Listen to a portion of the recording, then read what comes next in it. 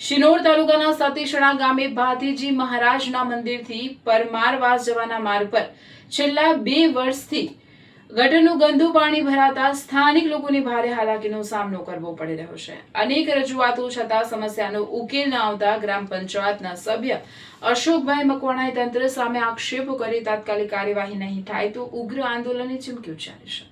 શિનોર તાલુકાના સતીશણા ગામમાં આવેલા ભાતીજી મહારાજના મંદિરથી પરમારવાસ તરફ જતો માર્ગ સ્થાનિક લોકો માટે અવરજવરનો મુખ્ય રસ્તો છે। જો કે છેલ્લા અંદાજે 2 વર્ષથી આ માર્ગ પર ગટર લાઇન બ્લોકેજ થતા ગટરનું ગંદુ પાણી સતત ભરાઈ રહે છે, જેના કારણે રાહદારીઓ, મહિલાઓ, વૃદ્ધો અને બાળકોને ભારે મુશ્કેલીનો સામનો કરવો પડી રહ્યો છે। ગ્રામ પંચાયતના સભ્ય અશોકભાઈ મકવાણાના જણાવ્યા મુજબ આ સમસ્યા અંગે છેલ્લા 2 વર્ષથી અનેક વખત સતીશણા ગ્રામ પંચાયત તેમજ તાલુકા વિકાસ અધિકારીને લેખિત અને મૌખિક રજૂઆતો કરવામાં આવી છે। તેમ છતાં આજ સુધી કોઈ અસરકારક કાર્યવાહી કરવામાં આવી નથી અને સમસ્યા યથાવત રહી છે। આ ઉપરાંત પશુપાલકો દ્વારા રસ્તાની બાજુમાં બનાવવામાં આવેલા ઉકરડામાં પશુઓનો ચારો અને વાસિંદુ નાખવામાં આવે છે। વરસાદી પાણી સાથે આ કચરો રસ્તા પર આવી જતા ગટરનું ગંદુ પાણી અને કચરો ભેગા થઈ જતા દુર્ગંધ ફેલાઈ રહી છે, તેમજ લોકો માટે માર્ગ પરથી પસાર થવું વધુ મુશ્કેલ બની રહ્યું છે।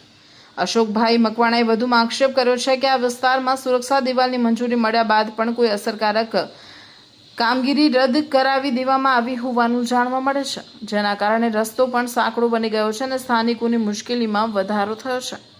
સ્થાનિકોની લાંબા સમયથી ચાલી રહેલી સમસ્યાનો તાત્કાલિક ઉકેલ લાવી ગટરનું ગંદુ પાણી દૂર કરવામાં આવે તેમજ અન્ય તમામ પ્રશ્નોનો વહેલી તકે નિકાલ કરવામાં આવે તેવી માંગ ઉઠી છે। અન્યથા આગામી દિવસોમાં ઉગ્ર આંદોલન કરવાની ચીમકી ગ્રામ પંચાયતના સભ્ય અશોકભાઈ મકવાણાએ ઉચ્ચારી છે।